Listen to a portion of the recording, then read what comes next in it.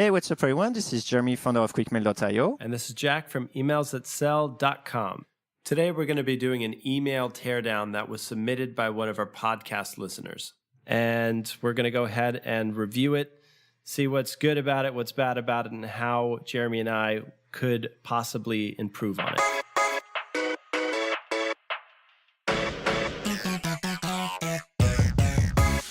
His name's Mario, and he shared an email with us that goes a little something like this.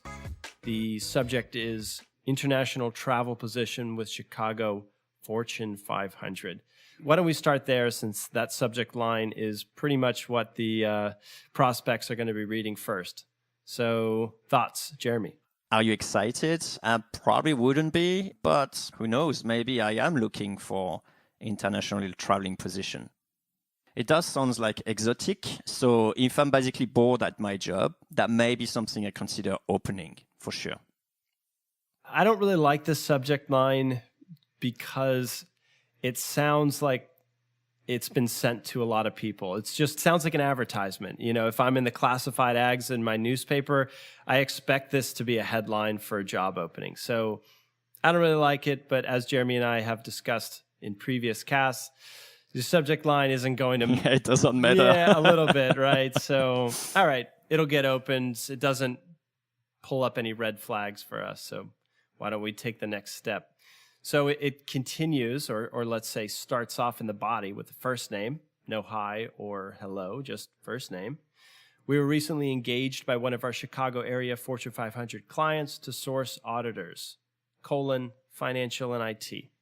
Not a good intro, in my opinion, mostly because I don't realize how this relates to me if I'm maybe in the Chicago job market. It's all about this company as opposed to the prospect. Yeah, not a big fan as well. The first thing, I'm okay with the subject line being kind of like vague, general, but as soon as we go to the body of the email, I'd like to know, why am I being targeted? Why am I receiving this email? Otherwise, I'll be thinking it's a spam, and usually I rarely go beyond the first line of an email, a cold email I'm receiving. So it's important to get your first line, your first sentence right in this cold email. One thing I would do to improve it is at the end of this first line, it says, engaged by one of our Chicago area Fortune 500 clients to source auditors, financial IT. So if you're building this list, you have a list for IT folks and you have a list for financial folks. Why not just call that out in that first sentence? And also speak naturally. So we don't have to say we were recently engaged. Instead, it's, hey, I was just hired by a Chicago Fortune 500 to find a reliable IT auditor. It's not solid gold, but it's better. I could potentially see this line a little bit further in email. So after the intro, for example. Yeah, I'd like some personal introduction first, or some reason why I'm being contacted first before they go about their reason. Now that we're just harping on this first line, I want to put on my copywriting editing hat here and put another red slash through it. I'm just thinking now, like, we were recently engaged by one of our Chicago clients. So that's good for you. But if you want to write for your prospect, you don't talk about how you were recently hired by a big company. Instead, you flip it around so it's interesting for them. So it's like, there's a Fortune 500 company in the Chicago area looking for auditors in the IT sector like yourself. It's still talking about the same thing, just phrased in a more interesting way for your prospect. It's a trap that is so easy to fall into, like trying to write from your standpoint and what you need, and not really thinking of to what the other actually needs or framing with their mind. I think a healthy mindset for when you sit down to write some cold emails is just repeating the mantra that nobody cares about you. It's all about them. So with that, let's move on to the next line. It says, the individual will join their audit group and travel to places like Italy, France, England, Brazil, China, etc. Parentheses, 15 to 45% depending on role. Yeah, that looks like a requirement really at this stage. And, you know, a little bit like, here is how to enter your credit card number. I'm not sold on that job yet. So I'd like to spend a little bit more time, try to warming up to the potential or the interest of the thing before saying like, here are all the things you have to do kind of thing. Right. This feels a little bit like there's several benefits of the job being mentioned all at the same time. And as we go through this email, I think you'll sort of see where I'm coming from. The next line is, after 18 months, they'll rotate into a different business unit. I think I'd like to see it more rewritten by imagine, discovering Italy, France, England, Brazil, China, and so many other countries. You could be traveling up to 50% of your time if you wanted to, Those things are like interesting, especially if you're targeting people bored at work. That may actually be an interesting angle to play at. That's very true. So my spin on this is I don't usually like to go the route of imagine yourself doing XYZ in a cold email, though that's really effective for other forms of copy. What I usually like to do is just throw in like a mini case study. So it's like other IT auditors like yourself have traveled to places like, Italy, France, and England at this position. And that way it's putting themselves in that mentality by citing sort of a concrete stat. But yeah, both ways we're flipping it around so it's about them. Another thing is you could actually use this line as sort of like pre-filtering. You could say, like you just mentioned, like the sort of like mini case study, like a lot of, financial auditors have been traveling, it's very common for them to travel in Italy, France, England, Is that something that would interest you? That sort of like pre-qualifying stuff at the beginning, it's interesting because now I know that if I'm reading next, I'm supposedly agreeing with this sort of statement that makes me think, okay, I'm a bit more involved and I'm a bit closer to what you're demanding at that stage. I'm listening more. So this line can probably just completely be deleted. It doesn't really add something to the conversation at this point. I think anyone reading this may assume that they're not going to probably be there the whole career. So yeah, I would scrap it. Jeremy, same for you? Yep. Yeah, totally. Skip that one. It's the sort of thing that we discuss once the person is interested, like to really assess how interested they really are. Or even this is something that you can mention in a follow-up if they don't get back to your first email. Well, maybe also we're missing the point. Maybe this is like a super big advantage for people in that position, and we don't know about that. But in this case, if it is, it's not the best way of mentioning that. And the problem here isn't which benefit is most appealing. That Jeremy and I don't know because we haven't tapped into the audience in order to answer that question. The point is you've got a lot of benefits to whatever it is you have to say. Don't cloud the message by throwing everything at them at once. All right, next line. The last 5 rotated into a manager position. Yeah, I'm going to say the same thing there. It's like, again, who knows if they want a manager position if they're an IT auditor? Probably would have included this in a follow-up, mentioning something like 80% of new hires end up in a manager position after 18 months. So we've got 3 more lines to go. Stay with us. Next one, internal audit is treated as a leadership development group. And leadership development is in bold. It just seems a little bit disconnected. So for me, this is reading like a bullet point list. We've got benefits.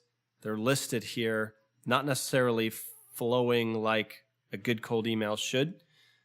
So again, I'll come back, just break this down into follow-up emails. And instead, for this very first email, highlight the fact that you've got a possible position that's a good fit, and they get to travel to some great places, and probably leave the information at that. Yeah, and I guess the next line is on the same theme, right?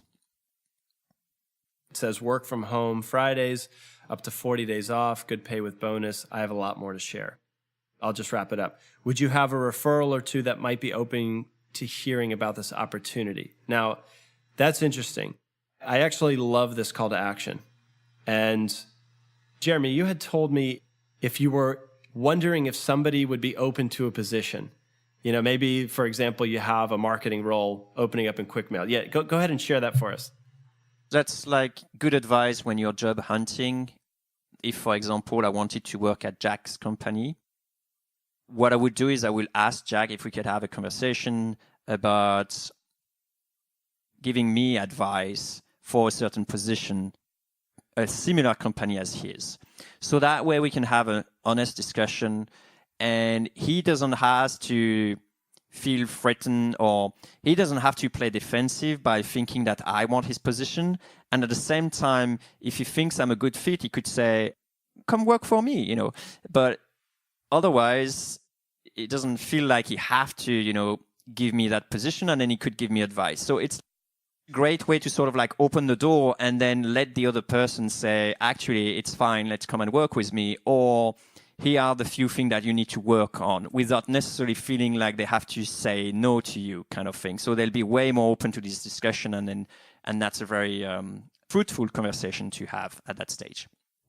But to come back on this email, I actually don't like the call to action because there are too many things. First, it's like, hey, are you interested in, doing traveling and also, working from home on Friday and also having lots of days off and also have a good pay? And by the way, if it's not you, then who should I talk to? It's like everything bundled into one big email. And the problem is you have no idea if I'm interested into money, if I'm interested into traveling, if I'm interested into leadership development, if I even know someone. So all those too many questions, it looks like this email is trying to solve everything at once. And by trying to solve everything at once, it doesn't solve anything. And I'd be surprised if there is a lot of good replies to these emails. Yeah, so great point. Okay, so your call to action has to match your message. Yeah.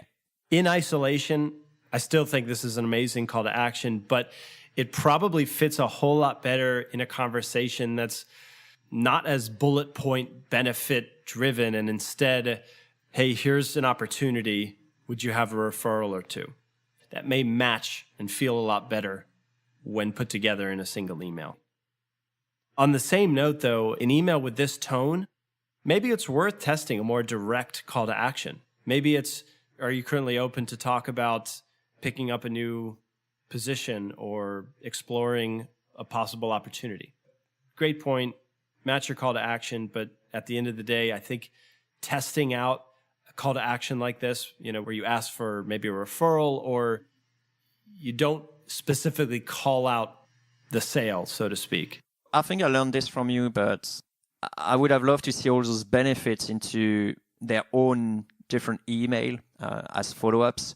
And the first one could simply start with something like, came across a great opportunity for financial and IT, auditors, whatever, who love traveling. Is that you? That will be basically the theme of my first email. That's it. And then I could always send something else that says, by the way, the pay is really good and you have like plenty of days off, is that still not you?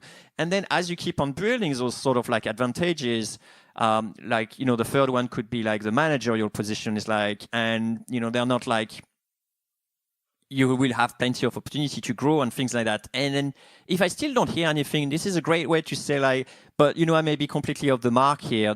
Do you know anyone in your network that would actually be interested into such opportunity? And I think that's way more powerful than actually cramping all together. We're just blasting it to all of them and hoping one stick.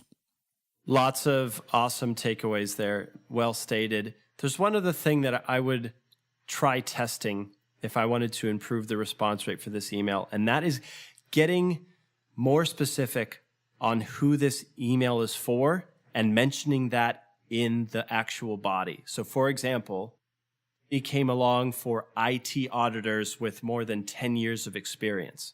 Now, the beautiful thing here is you can build a list of IT auditors with more than 10 years of experience. And if you've basically told them that they belong to this exclusive group, you're making that offer a lot more attractive. People will be more willing to believe that this is for them and reply back to you. Get specific, build your list carefully, and mention that in the email so that people know it's not just a shotgun email that's going out to every single auditor in the country. Yeah, and something to say on your previous comment is that on top of that, if you're looking for people with 10 years experience, you could also check if they've been staying at their same company for a certain number of years. and then just say, would that be time for a change? And if you're looking for a change, we also look for people going into Italy, France, and so on. And chances are that if you hit maybe, 40s or something like that, maybe they'll be like through that midlife crisis and they will actually jump on the offer. I'm just extrapolating here. But the point is like, try to make your list super hot and then try to find some criteria that will actually help, increasing that reply rate with positively. Luckily, you'll have to guess which list is the hottest. If you've been in business for a little while, you've got a good pulse on what kind of people are jumping on your offers. So just take a look at the past 15 customers, for example, and see, are they in their 40s? Have they been at their job for more than 10 years? And have they said things like, yeah, I really was looking for a change. Maybe that's going to tell you who you should be targeting in future campaigns. We could be totally off the mark, like Jeremy said, but the point is, do some homework and find out. Yeah, it could be that the salary is rubbish in this industry, and therefore, you can come up with like a very positive and appealing offer. We haven't talked about the signature because we assume here that it's not going to make a big impact. It's like a normal signature. There's a name, the title, the name of the company, the phone number. I mean, it's good enough, right? Yeah, no comments there. There's also no like unsubscribe link or even like a PS that tells them how to let them know if you're not interested. Typically, I like to have some sort of a message to let them know if, they're not interested, here's what to do. But yeah, no real red flags there. All right. Thanks for listening. Hey, cold emailer. Yeah, you. If you got some value from this episode, give us a high vibe by sharing a 2-sentence review on iTunes. Or Stitcher or Tuning. That works too. It's a quick way to help other growth-minded folks like us find this podcast. So they can send awesome emails. And make everyone's inbox a better place. Thanks.